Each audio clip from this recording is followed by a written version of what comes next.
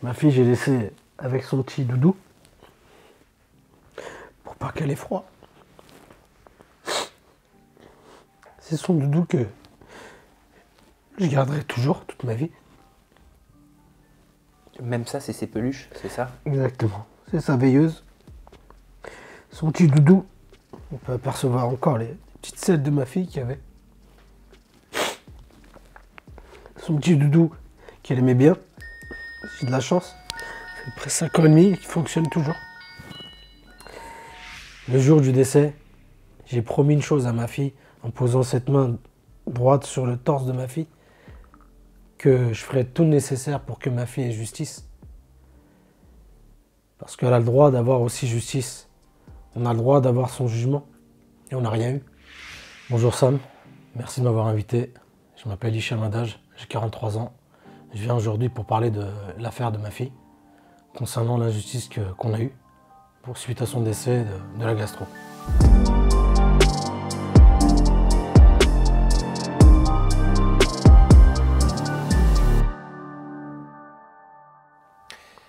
Bonjour Hicham, je te remercie pour la confiance que tu accordes à ma communauté et moi-même. J'espère que tous ensemble, on pourra porter ta parole comme il se doit.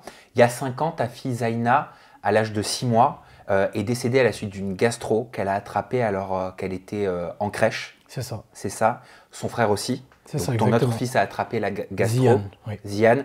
Et c'est Zaina qui en est décédée quelques jours plus tard. Tu vas tout nous expliquer. Ouais. Malheureusement, tu as j'allais dire le sentiment, mais j'ai envie d'être un peu plus factuel et de dire que tu n'as pas obtenu justice parce qu'il y a eu un non-lieu. On rentrera dans les détails de la procédure et du procès un petit peu plus tard. Je te propose de commencer par nous expliquer le début pour qu'on puisse comprendre ce qui a touché ta famille, ce qui t'est arrivé, Hicham. Tout démarre en début avril 2018, c'est ça? C'est ça. On nous a téléphoné le 12 avril sur le téléphone de la maman pour nous expliquer qu'il fallait venir récupérer Ziane, qui avait 18 mois à l'époque. Ton fils? Exactement, qui avait des vomissements et de la diarrhée. Ok, à la crèche? À la crèche, oui, chez eux-mêmes. La maman a demandé pourquoi, qu'est-ce qui se passait. Et on nous a expliqué qu'il y a une enfant qui est malade depuis le 5 avril et qui a contaminé tous les enfants de la structure, dont les 2 qui étaient les miens, Ziane et Zaina. Est-ce qu'on vous parle d'une gastro-entérite à ce moment-là? On nous parle d'une gastro à ce moment-là, bien Ok. sûr, parce que les symptômes sont identiques à la gastro directement. Quels sont les symptômes de la gastro-entérite chez le petit enfant? Vomissement, diarrhée directement, fatigue. Voilà, c'est ce qu'il avait, Ziane. Quand on a récupéré Ziane, on l'a emmené chez le médecin de famille, qui nous a donné son traitement. Zaina n'avait pas encore les symptômes de cette gastro. Ta petite de 6 mois. Exactement, elle avait 6 mois, elle n'avait pas encore les symptômes. Le lendemain, le vendredi 13 avril, en fin de journée, je rentrais, je pense, du travail, je ne sais plus exactement. Vers 7h, 7h15, c'est ça? Exactement, ouais. J'ai décidé d'aller à l'hôpital de Jossigny. T'es conducteur de bus, t'étais conducteur de bus. J'étais chauffeur de bus à la RATP. Et à ce moment-là, quand je suis venu, la maman m'a expliqué que la petite avait régurgité son biberon pendant le bain. J'ai décidé d'emmener mes enfants à l'hôpital de Jossigny. Mes enfants étaient tous les deux fatigués. Quand je suis arrivé à l'hôpital de Jossigny, je me rappelle encore, quand je suis arrivé sur le parking, j'ai fait un bisou à ma fille sur son front. Et elle avait la frontanelle qui se creusait un petit peu. Ça, c'est la déshydratation. Exactement, c'est les symptômes, c'est les signes apparents de la déshydratation. Je me rappelle encore de ce bisou. Je suis rentré dans cet hôpital, aux urgences. Il y avait 3-4 heures d'attente en pédiatrie. Les infirmières m'ont dit qu'il faut aller attendre. Pourtant, ils m'ont reçu, ils m'ont dit qu'il fallait attendre. Moi, j'étais impatient. J'ai téléphoné à la maman, je lui ai dit il y a un médecin généraliste à Manille-le-Hongre, demande-lui s'il peut me recevoir. Docteur, je me suis présenté à lui. Il nous a reçus, moi et mes enfants, à 21h. Et celui-ci, en fait, il ne nous a pas ausculté les enfants comme il fallait. Il ne les a pas touchés. Il ne les a pas pesés. C'était plutôt du visuel. C'est-à-dire, il n'a pas pris la température? Non. Il n'a pas vérifié le poids? Non, du tout. Du tout. Il n'a rien fait de tout ça. T'as senti que c'était expéditif? Pour moi, c'était rapide.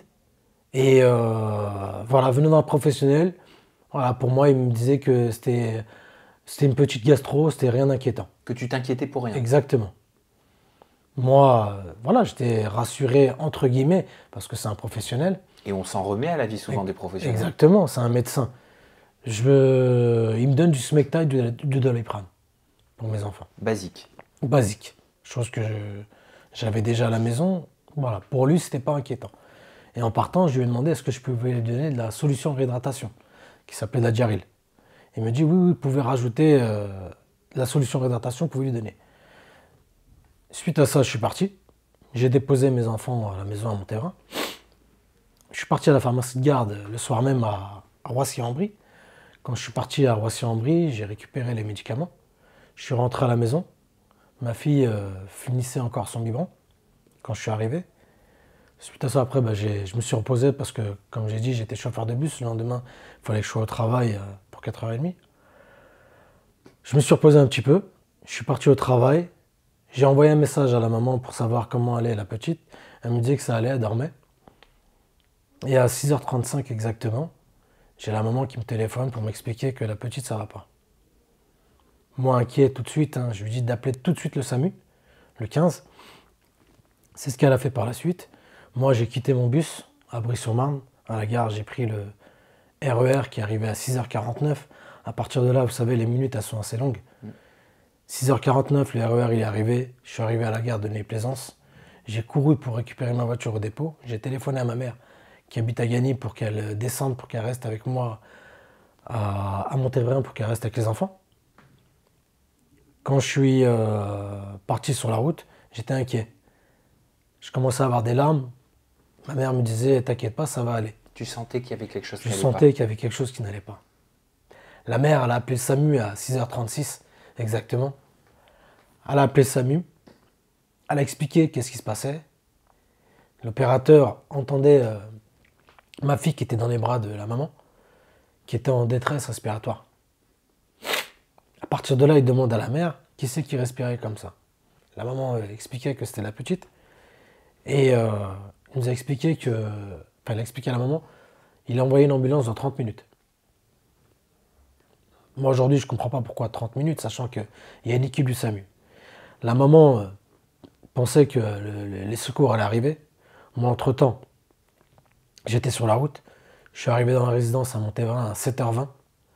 7h20, la résidence était vide. L'ambulance était toujours pas là? Non, il n'y avait aucune voiture de secours. Il n'y en avait aucune. Et quand j'ai mis la clé dans la porte, j'entendais la mère pleurer. J'ai ouvert la porte.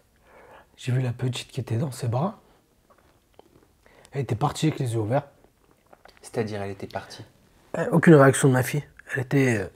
Elle respirait? Non, elle respirait plus. Elle n'avait aucune réaction à ce moment-là.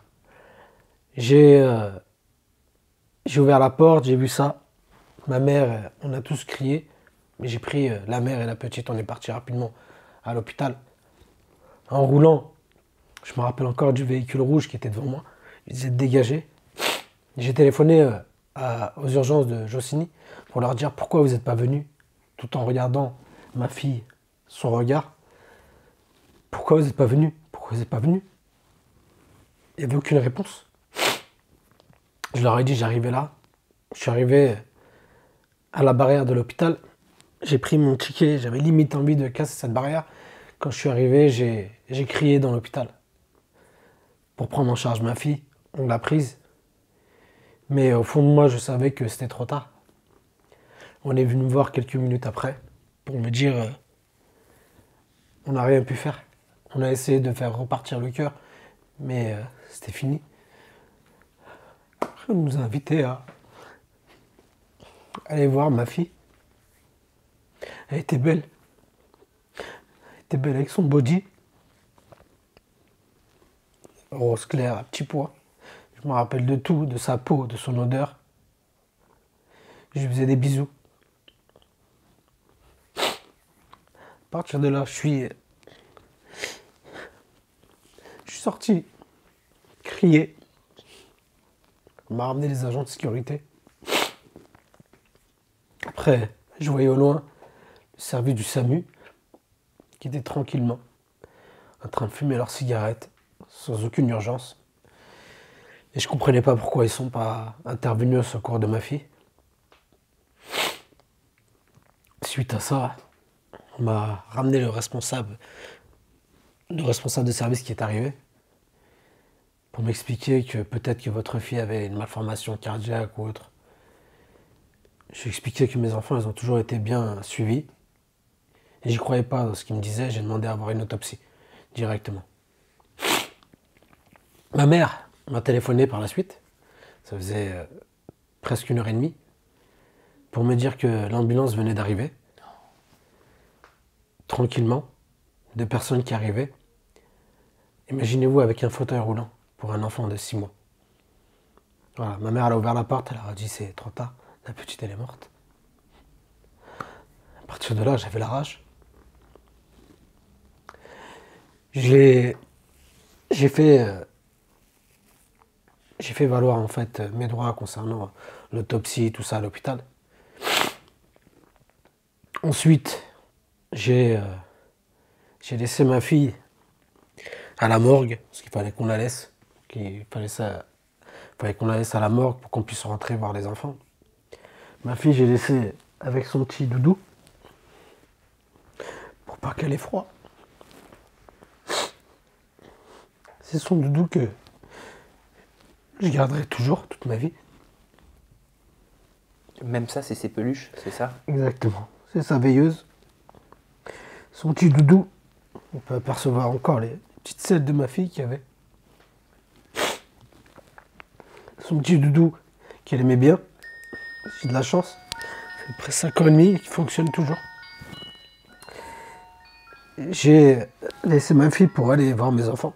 Parce qu'elle avait 5. Il fallait rester fort près d'eux. Parce qu'ils venaient de voir leur fille partir. Leur soeur partir. Mes enfants, il a fallu que je leur fasse un peu prendre l'air. Je venais de perdre ma fille. J'avais été emmener mes enfants l'après-midi au parc à côté pour qu'ils puissent prendre l'air un peu, jouer. Je leur ai expliqué tout ce qui s'était passé. Ils ont compris les choses. Suite à ça, on pensait qu'on allait être accompagnés, moi et ma famille. Mais on a été abandonnés. On a été vraiment abandonnés. Abandonné par qui? Par la justice, par l'hôpital, par tout le monde. Aujourd'hui, j'en veux à cette justice parce que ils ont cassé une famille. Ils ont clairement cassé une famille. T'es plus avec la maman, hein? Non, on est séparés, ça fait 3 ans et demi. T'as 5 enfants. J'ai 5 enfants. J'ai 5 enfants. J'ai 3 jours après le décès, j'ai porté plainte au commissariat de Chessy. Contre X? Contre X, exactement. On nous a dit qu'il fallait porter plainte contre X. Donc contre X, c'est parce que tu remets en cause certainement différents organismes, différentes personnes, et non pas une personne particulièrement. Et ça permet à lancer une enquête plus générale, c'est ça? C'est ça, exactement. On pensait que cette plainte allait aboutir, on y a cru. Le lendemain, le mercredi suivant, j'ai voulu parler avec le maire, on a été reçu pour lui expliquer ce qui venait de se passer à Montévrain, dans la structure pas à pas de Montévrain. On nous a un peu dénigré à ce moment-là. Dénigré dans quel sens? Parce que Montévrain, le bourg, vous savez, il n'y a pas beaucoup de personnes de ma communauté dans cette ville, à l'époque. On nous a ramené 10 camions de CRS en pensant qu'on allait casser ou brûler ou quoi que ce soit les choses. Attends, qui t'a ramené 10 camions de CRS? La police. Le commissariat de Chessy, en l'occurrence, la veille quand j'ai porté plainte, le commissaire m'a clairement dit comment ça allait se passer demain avec votre rencontre avec le maire. Moi, je lui ai tout simplement dit que ça allait se passer normalement. On va discuter avec le maire pour lui expliquer ce qui venait de se passer dans sa commune. Le lendemain... Je me permets une petite précision par rapport à ce que tu viens de dire. Quand tu dis par rapport à ma communauté, qu'est-ce que tu veux dire? Les origines, tout simplement. Quelles origines, Hicham? Maghrébine. Okay. Maghrébine. On a peut-être... Tu penses que tes origines, elles ont fait peur? Je pense, oui, bien sûr. Bien sûr, c'est même une certitude. Quand on vous ramène le lendemain 10 camions de CRS, on ferme la mairie, On met des policiers en civil. Je ne voyais pas trop l'intérêt. Parce que quand on a été reçus, moi, ma famille et quelques amis de couleur, quand je suis ressorti du rendez-vous, j'ai clairement vu le commissaire. J'ai dit, vous avez vu, il n'y a rien eu. Et il me dit clairement cette réponse. J'étais obligé. Voilà. Mais t'es juste un papa qui vient de perdre son enfant de 6 mois. C'est ça. T'es un papa qui est juste détruit. C'est ça. Mais on n'a pas vu ça. On a vu peut-être une personne qui risque de faire un bazar dans la ville ou quoi que ce soit. J'ai été à ce moment-là déçu. J'étais vraiment triste de cette image qu'on m'a donnée. Et cette réponse du commissaire, de me dire j'étais obligé, ça m'a tout simplement dégoûté. Malgré ça, je pensais que la justice allait faire son travail, mais malheureusement, quand on a appris l'été 2022 qu'on nous a mis le dossier en non-lieu, sans faire de jugement. Non-lieu, qu'est-ce que ça signifie? Non-lieu, c'est que pour eux, il n'y a pas d'éléments pour que l'affaire continue. Il n'y a pas d'éléments assez probants. C'est ça. C'est ça. Sachant que déjà, on a des professionnels qui sont mis en cause pendant la durée du traitement du dossier. Qui tu remets en cause, Hicham? Aujourd'hui, Oui, aujourd'hui. je remets en cause les parents qui ont été négligents d'avoir déposé leur enfant malade. Parce que quand je dis les parents, pourquoi? Donc Parce là, tu parles de la crèche. Bien sûr, je commence dès le départ. Ok. Les parents qui ont déposé leur enfant dans cette crèche. Pourquoi? Parce que les parents ils ont déposé leur enfant le 5 avril, sachant que cet enfant a eu les symptômes, peut-être dans la journée, je ne sais pas, du 5 avril, a eu les symptômes de la gastro. Mais le 5 avril 2018, c'était un jeudi. Cet enfant, ils l'ont récupéré la structure le 9 avril. Cet enfant était encore malade. Et il est même resté en train de dormir dans la structure pratiquement toute la journée. Les assistantes maternelles l'ont bien expliqué, ça. Donc tu veux dire qu'il devrait y avoir pour toi des vérifications Bien sûr. par rapport à l'état de santé d'un enfant. C'est ça. Et surtout de la prévention auprès des parents. Peut-être comme on a eu un petit peu, peut-être, je pense à ce qu'on a traversé avec le Covid, où on devait tous faire attention pour se protéger les uns les autres. C'est ça, exactement. Parce que dans leur contrat, il est stipulé qu'un enfant malade, ils ne le récupéraient pas. Ils ont récupéré cet enfant le 9 avril. À partir de là, il y a la négligence des assistantes maternelles, qui ont récupéré quand même cet enfant. Après, il y a l'opérateur, pas l'opérateur, le médecin généraliste que j'ai vu, à Manille-Hongre, qui pour lui, c'était une basique gastro, sachant qu'il devait faire des gestes physiques sur mes enfants, dont ma fille, pour voir si c'était vital ou pas, concernant la déshydratation qu'elle avait. Donc gestes qui n'ont pas été faits. Qui n'ont pas été faits. Et je rajouterais même qu'encore une fois, il n'a même pas pris le temps de peser mes enfants.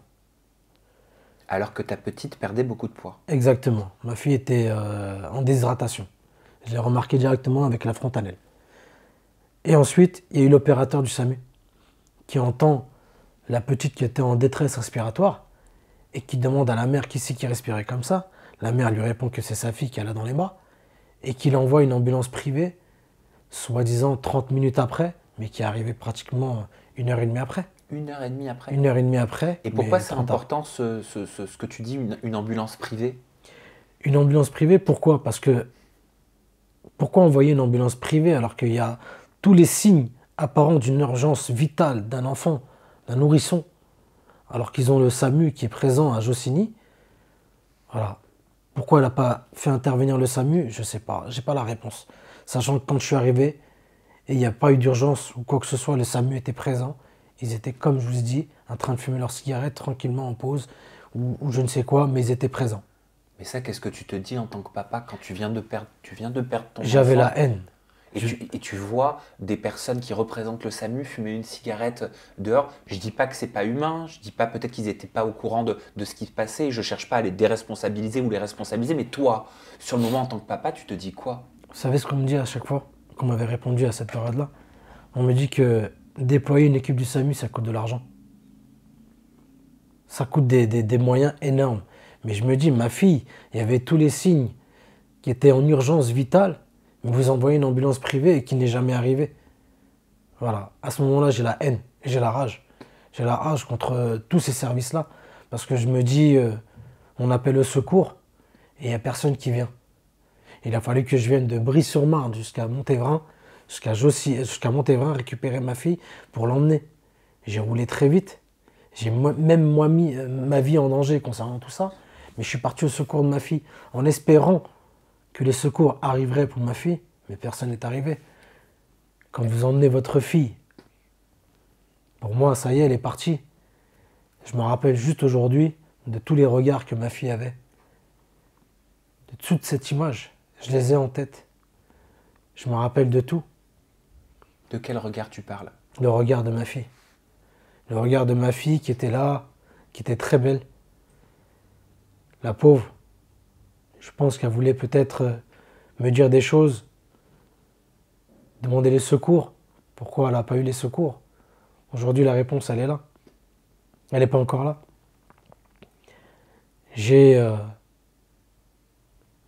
Le jour du décès, j'ai promis une chose à ma fille en posant cette main droite sur le torse de ma fille, que je ferai tout le nécessaire pour que ma fille ait justice. Parce qu'elle a le droit d'avoir aussi justice. On a le droit d'avoir son jugement. Et on n'a rien eu. Ça veut dire que tu avais pleinement conscience de l'injustice que tu étais en train de traverser depuis le début. Depuis le départ, exactement. Depuis le départ, j'ai subi cette injustice et que je subis encore actuellement. Que je subis actuellement. Mais ma fille m'a laissé beaucoup de force pour rester debout. J'ai aussi la foi. J'ai l'amour de mes enfants. Je reste fort dans ma tête. Parce que je ne resterai pas au sol. Je combattrai tout ce qu'il y a à combattre. Mon injustice, elle n'est pas normale. Aujourd'hui, ma présence ici, c'est pour faire expliquer tout ce que j'ai subi d'anormal. Tu disais tout à l'heure que lorsque tu étais dans la voiture pour aller en 4e vitesse chez toi, avant de l'amener aux urgences, en pensant que les urgences allaient venir, tu sentais que quelque chose de pas normal était en train de se passer. Ouais, je me rappelle encore. Comment tu expliques ce sentiment, cette connexion à distance? J'ai l'impression que depuis le début, on te rassure, mais au fond de toi, tu sens qu'il y a quelque chose qui ne va pas. Exactement. Vous savez, je me rappelle exactement de cet endroit où j'étais avec ma mère. J'étais au feu rouge, au rond-point, à Chelles, exactement de la rue. Le nom, je ne me rappelle pas du nom de la rue, mais de l'endroit exactement, je me rappelle. Je regardais ma mère, j'avais les larmes aux yeux. Ma mère me disait, t'inquiète pas, ça va aller. Mais je sentais que ça n'allait pas. J'ai essayé de faire au plus vite, pour arriver au secours de ma fille. Mais malheureusement, voilà. Quand tu arrives, la petite, elle est déjà partie? Ouais, elle est partie, vous savez, elle est restée 3 jours à la morgue avec les yeux ouverts. Ils n'arrivaient pas à lui refermer les yeux. Ma fille est restée 3 jours, les yeux ouverts. Ça m'a énormément marqué. Énormément. Parce que quand vous laissez votre enfant comme ça, les yeux ouverts, vous avez peur. Vous voulez pas laisser votre enfant comme ça. T'avais peur de quoi? De la laisser comme ça, toute seule. Et voilà, après, on était bien obligés. Quand j'ai porté plainte, je me rappelle quand j'ai demandé l'autopsie de ma fille, on était à la morgue en 92, parce qu'elle a été transférée là-bas. On était en 92 à la morgue, moi et la maman. On nous a téléphoné à ce moment-là, à la morgue, pour nous prévenir que le procureur ouvrait une enquête concernant le décès de notre fille. Ça nous a rassurés. Ça nous a rassurés. Après, on nous a expliqué que notre fille allait être transférée à l'Institut médico-légal de Paris. À partir de là, on nous a reçus. Je vous jure que cet endroit, c'est trop bizarre. On est rentré, mais c'était effrayant. Effrayant. On nous a présenté notre fille, qui était derrière une vitre. On n'avait plus le droit de la toucher. Elle était à l'écart de nous. On m'expliquait comment ça allait se passer lors de l'autopsie. Et le 20 avril, quand on a récupéré notre enfant pour l'enterrement, ces images-là, on les gardera toujours en tête. De voir notre enfant qui venait d'avoir une autopsie, je le souhaite vraiment à personne. Voir son propre enfant avec qui venait de subir une autopsie, je vous jure que c'est pas un film. C'est vraiment effrayant et je le souhaite vraiment, vraiment à personne. J'ai enterré ma fille le 20 avril au cimetière Rachel. Même ça, prendre son enfant et le mettre dans la tombe, c'est très dur. C'est très dur. Et après, par la suite, il a fallu continuer à avancer, rester fort. C'est ce que j'ai toujours fait. Pour les autres enfants. Pour les autres enfants, exactement. J'ai pu faire les deux rôles, parce que la maman était abattue. Malheureusement, elle a eu du mal à remonter la pente sur tout ça, ce qui est tout à fait normal. Elle a quand même entendu les derniers souffles de sa fille dans les mains. Je sais qu'elle est en souffrance. Aujourd'hui, je pense qu'elle en souffre toujours. Mais tu les vois encore, tes enfants? C'est un peu compliqué. Aujourd'hui, il y a eu des choses qui se sont passées. Et encore une fois, il y a eu de l'injustice que j'ai subie, moi et mes enfants. Qu'est-ce qui s'est passé, Hicham? Mes enfants, aujourd'hui, sont suivis par l'aide sociale à l'enfance. Ils sont en placement à domicile, exactement. En placement à domicile, ça veut dire... Ils sont chez la maman. Ils sont placés chez la maman. Avec une surveillance de la Avec protection. une surveillance de la protection de l'enfance. Pour quelle raison? Parce qu'il y a eu des choses faites de la maman envers mes enfants qui ont dénoncé, moi-même que j'ai dénoncé. Mais quand je dis cette injustice elle poursuit toujours. Parce que mes enfants, ils n'ont jamais été entendus correctement. Ils ont dénoncé des choses. Moi, j'ai dénoncé des choses. Mais toute cette situation a été retournée. A été retournée. Aujourd'hui... contre qui? A été retournée contre moi, tout simplement. On me fait passer pour le méchant. Malheureusement et heureusement, mes enfants connaissent la vérité. Des gens proches connaissent la vérité. Aujourd'hui, moi, je suis pas du tout le méchant. Mes enfants réclament leur père. Mes enfants ont dénoncé des choses. T'as du mal à les voir? Je les vois pas du tout. Ça va faire bientôt 2 mois que je vois pas mes enfants. T'en souffres? Énormément. Énormément parce que je suis très fusionnel avec mes enfants. Et aujourd'hui, on est dans une période de vacances scolaires. À chaque vacances, je me sens pas très bien. J'ai ce manque de mes enfants. Le temps, il passe. Je rate les anniversaires, je rate leur croissance, je rate beaucoup de choses de mes enfants. Mes enfants, ils réclament leur père constamment, constamment. Ce que j'en veux à cette justice, c'est encore une fois les services de l'enfance qui ne protègent pas du tout les enfants. En l'occurrence, je parlerai et je dirais même de la circonscription de Rosny-sous-Bois en 93, où mes enfants ont dénoncé des choses. Et malheureusement, c'est mes enfants qui subissent. Et aujourd'hui, ces enfants-là, ils se disent que même s'ils parlent, personne ne les écoute. Moi-même, je me suis sacrifié pour mes enfants. Moi-même, j'ai dénoncé les choses. Mais à chaque fois, ça se retournait contre moi. Tout pour essayer de me faire des problèmes. Mais heureusement, je suis resté toujours, merci, toujours fort concernant cette situation. Parce que je sais que beaucoup de personnes auraient déjà craqué. Moi, j'ai toujours été patient et je suis encore patient. Je prends mon mal en patience, malgré que le temps y passe. Vous savez, quand je dis j'ai été papa fusionnel avec ses enfants, j'ai vraiment été le papa très très fusionnel avec ses enfants. J'ai Je leur ai toujours apporté mon amour, je leur ai toujours apporté leurs besoins, leurs envies, tout pour qu'ils soient bien. Vous aviez déjà ces problèmes d'entente, de communication avec la maman Les, les- avant que votre légèrement, petite s'en aille? légèrement. Après, bah, ça s'est accentué. Ça s'est accentué. Et je pense que peut-être que la maman à ce moment-là devait peut-être faire un suivi qu'elle n'a pas fait. Qu'elle n'a pas fait. Elle a eu du mal, je pense, à remonter cette pente. Et ça se comprend. Bien sûr, je la comprends tout à fait, hein, c'est tout à fait normal.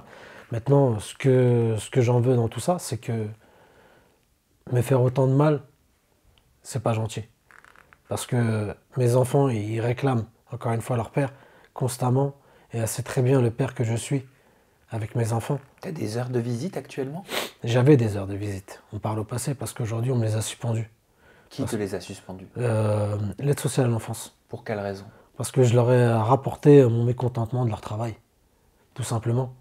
Mes enfants, ils ont été manipulés et pas du tout respectés. Moi, j'ai fait des choses, j'ai toujours fait des mails pour prouver ce qui se passait. On m'a jamais entendu. On m'a transféré à Noisy-Grand pour faire mes visites dans un autre endroit. J'ai fait mes visites là, mais à ce moment-là, on m'a tout de suite vu pour le méchant. Et heureusement que j'ai eu une connaissance dans cette structure qui leur a fait montrer qu'il n'est pas du tout méchant ce monsieur-là. Et les visites ont commencé à mieux se passer. Et suite à ça, mes enfants, encore une fois, ont dénoncé ce qui se passait dans leur maison avec leur maman. Et encore au jour d'aujourd'hui, je n'ai pas de réponse. J'ai toujours demandé qu'en est-il de ce que mes enfants ont dénoncé, mais j'ai toujours pas eu la réponse. Début septembre, sachant que je venais depuis plusieurs semaines, j'avais pas vu mes enfants. J'ai revu mes enfants une petite heure. Mes enfants, ça se passe très bien à chaque visite. Ils repartent toujours avec des cadeaux, tout ce qu'ils me demandent, les enfants, je leur donne. J'ai expliqué à ces personnes-là mon mécontentement, que mon droit de visite n'est pas respecté, qu'on m'avait retiré 3 heures que je les réclamais, et que de plus, on m'a fait venir mes enfants en transport en commun. Alors qu'à la base, il y a des éducateurs qui transportent mes enfants pour les ramener dans la visite. J'ai clairement pris l'initiative de réserver 2 taxis pour mes enfants, pour qu'ils puissent rentrer avec les accompagnateurs en Uber, chez eux. C'est ce qui s'est passé. Et en même temps, j'ai expliqué à ces 2 personnes de cette structure, Cité A de Noisy-Grand, mon mécontentement, leur incompétence, leur travail qui n'est pas fait.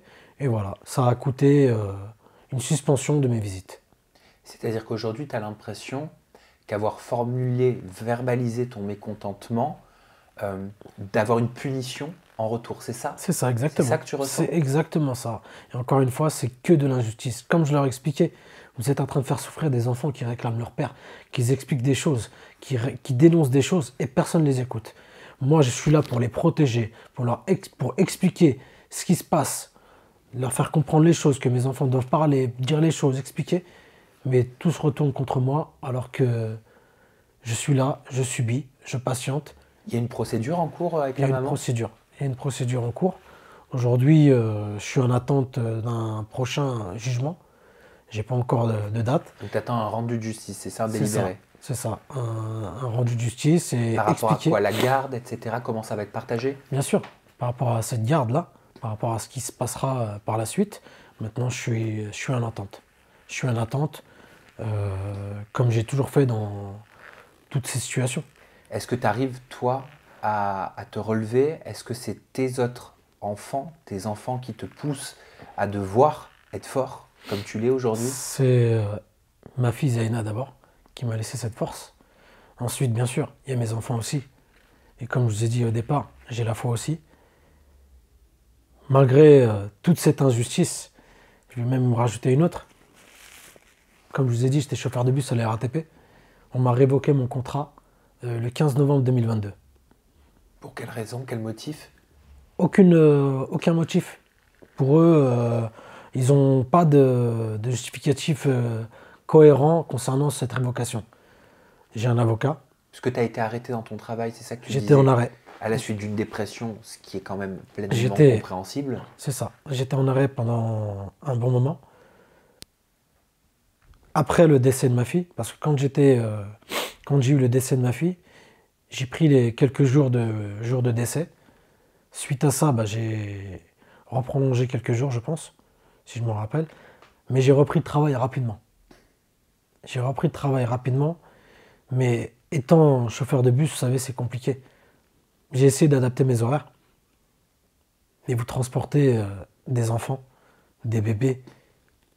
Et tous ces pleurs, tout ça jouait beaucoup sur ma psychologie. C'était dur de continuer. Je me suis mis en arrêt pour dépression suite au décès de ma fille. On m'a convoqué 3 mois après à la médecine conseil de la RATP. On m'a reçu 2 minutes. Cette personne ne connaissait même pas ma vie, ma situation. Elle m'a tout simplement répété, et je me rappelle encore de la phrase, bonjour monsieur Hadaj, alors qu'est-ce qui vous arrive? J'étais choqué. Je lui ai dit comment ça, qu'est-ce qui m'arrive? Moi j'avais les documents et j'avais l'article des journaux qui parlaient du décès de ma fille, du Parisien. J'ai donné à cette personne ce document. Elle m'a clairement dit moi aussi j'ai subi la même chose, je vous comprends. J'étais un peu choqué de la réponse. J'ai dit madame, oui, mais chacun réagit différemment concernant ces situations. Elle me dit je vous mets apte à reprendre. J'ai dit madame, je suis suivi, j'ai des traitements, comment voulez-vous que je sois apte au travail? Elle me dit non, mais vous allez signer un document. J'ai signé ce document, j'ai fait valoir mes droits par la suite, et après par la suite c'était un acharnement. On m'a bloqué mes salaires pendant 14 mois. J'étais salarié à la RATP, mais avec des fiches de paye de 0 euros. 0 euros. Comment c'est possible? Moi-même, je pensais même pas subir ça. J'ai fait valoir mes droits auprès de l'avocat. Mon avocat les a assignés par huissier, tout ça et tout. Ils n'ont rien voulu comprendre. J'ai, suite à ça, fait les démarches de moi-même. Quelques mois après, parce qu'on s'est dit peut-être qu'ils vont payer, peut-être qu'ils vont payer, mais les mois ils sont passés. J'ai trouvé un expert de la médecine pour qu'il puisse m'expertiser, qui est venu en mon sens, qui a validé la dépression. Suite à ça, ils n'ont toujours rien voulu comprendre. Et on m'a clairement suspendu mes salaires pendant 14 mois. J'ai repris le travail petit à petit. Tu avais la sécurité sociale qui te permettait de... C'est ça, mais j'ai rien touché. subvenir à tes besoins? Ouais, mais on m'a laissé à 0 euros. Ni la sécurité sociale, ni la RATP. Personne ne me versait de l'argent. Personne ne me versait de l'argent, sachant que j'étais père de 5 enfants qui venaient de perdre un enfant. On m'a laissé à 0 euros. Suite à ça, j'ai eu la séparation, j'ai eu tout ce qui m'est arrivé. Donc un enchaînement de... Bien sûr, un enchaînement de problèmes. Mais voilà, j'étais dans un vrai trou. J'ai pu remonter cette pente. Aujourd'hui, grâce à Dieu, j'ai pu m'en sortir. Mais ce qu'ils m'ont fait la RATP, c'est inhumain. Inhumain totalement. Aujourd'hui, je suis en procédure avec eux. Au prud'homme? Exactement, je viens d'avoir une date au mois de janvier. Pour licenciement abusif, c'est ça? Licenciement abusif, harcèlement, tout ce qui s'ensuit concernant le décès de ma fille. Ils m'ont fait beaucoup de mal. Beaucoup, beaucoup de mal. Ils m'ont tourné le dos. Et j'en veux beaucoup à cette boîte-là.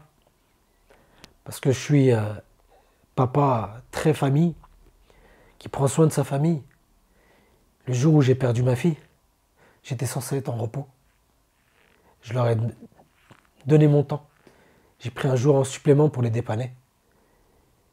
Et derrière ça, on m'a fait la misère. Alors que j'étais censé être en repos, j'aurais pu être auprès de ma fille, peut-être l'emmener moi-même aux urgences, mais voilà, c'était son destin. Mais aujourd'hui, j'accepte le décès de ma fille, grâce à ma foi, mais je ne laisserai pas cette injustice passer comme ça. Non, non. La RATP m'ont fait du mal. La justice, les tribunaux m'ont fait du mal. Aujourd'hui, je combattrai toute cette injustice que j'ai subie. Que ce soit du décès de ma fille, le travail, mes enfants, tout. Comment tu te construis aujourd'hui, 5 ans après, avec ces procédures qui font partie de ta vie, qui rythment ta vie? Comment tu te construis en tant qu'homme? Comment t'évolues? Elle ressemble à quoi, ta vie? Ma vie, elle est triste. Mais je fais avec tous les jours. Vous savez, comme j'ai toujours dit, je suis un papa malheureux, mais qui se réveille tous les jours avec cette espérance de se dire peut-être que je vais avoir ne serait-ce que mes enfants. Mais malheureusement, j'ai pas cette chance. Quand je vois des parents avec leurs enfants, quand je vois des personnes qui vont au sport avec leurs enfants, dans les écoles, dans les centres commerciaux, malheureusement, je me retrouve toujours seul. Mais je me réconforte, je me dis que peut-être ça va s'arranger petit à petit. Ça va s'arranger. Ça va s'arranger, Tu les j'espère. reverras, tes enfants. Bien sûr, c'est mes enfants à vie, et bien sûr. Voilà, je sais très bien que mes enfants, je suis très important pour eux. Et pour vous dire, ma fille qui m'a appelé il y a quelques jours en cachette, la pauvre. Mais voilà, je tiendrai le coup. Je tiendrai le coup et je lâcherai pas. Parce que t'as pas d'autre choix. J'ai pas d'autre choix, de toute façon, j'ai pas d'autre choix. Je suis obligé de faire avec. Peut-être qu'on aurait voulu me voir au sol, ne pas me relever. Mais ce qui me réconforte, c'est l'amour de mes enfants. C'est de rencontrer des professionnels qui vous disent des choses. Comment vous faites, monsieur Hadaj, pour tenir? Voilà, des spécialistes dans la psychologie, tout ça, qui vous expliquent, qui vous disent comment vous faites, monsieur Hadaj, pour tenir. Ça m'a surpris leurs questions, parce que je me dis c'est des professionnels, et qui me disent ça, qui me disent qu'eux, ils ont des patients, ils ont un problème, ils n'arrivent pas à s'en sortir. Vous en avez plusieurs et vous arrivez à tenir. Je leur réponds tout simplement que j'ai la foi, j'ai mes enfants, j'ai la force de ma fille, et je ne lâcherai pas. Comment on peut te soutenir? Comment on peut t'aider? Comment on peut contribuer à porter ta voix, Hicham? Aujourd'hui, ce que je souhaite, c'est que cette histoire soit visible partout. On peut lancer le hashtag justice pour Zaïna? Exactement. Et je le souhaite même. Parce qu'aujourd'hui, ma fille, elle est partie d'une gastro, d'une simple gastro. Comme tout le monde le dit si bien, une simple gastro peut tuer. Oui, elle peut tuer. Elle a emporté ma fille. Maintenant, cette gastro, elle peut arriver à n'importe quel enfant, à n'importe quelle personne. Ma fille, ça pourrait être l'enfant de tout le monde. Aujourd'hui, cette histoire, ce que je voudrais, c'est qu'elle soit visible vraiment partout. Et que ma fille ait justice. C'est tout ce que je te souhaite. En tout cas, Merci. on sera là pour contribuer comme on le peut avec ma communauté pour te soutenir, porter ta parole au travers du hashtag justice pour Zaïna. Il apparaît à l'écran, il est également dans la description de cette vidéo. On peut également se rendre sur tes réseaux sociaux. Ton compte Instagram, c'est Hicham-Zaïna. Ton compte TikTok, c'est Hicham Hadaj 668. C'est ça. Voilà, si tu as mis une cagnotte en place ou autre, vous la retrouverez de toute façon sur les réseaux sociaux C'est sur ma bio. de Hicham. Voilà, c'est dans la bio de tes réseaux sociaux. Hicham, je suis sincèrement désolé pour tout ce qui t'est arrivé depuis le début. Merci en tout cas. Comme je te l'ai dit, tu le sais, tu n'as pas le choix que d'être combatif.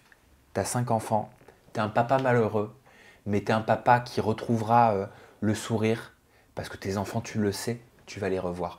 Ça va être peut-être compliqué, tu vas passer par des étapes difficiles, tu traverses des étapes très difficiles depuis 5 ans, mais tu vas finir par renouer avec la sensation de bonheur auprès de tes 5 enfants.